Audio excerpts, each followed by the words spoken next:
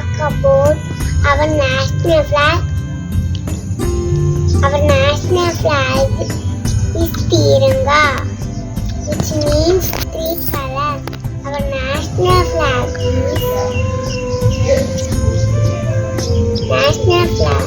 of India is here three colors: saffron, white, green. Saffron represents courage and sacrifice.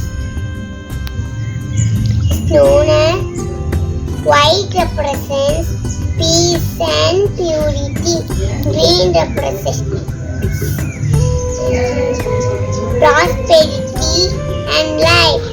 Ashoka Chakra in the middle has 24 spokes.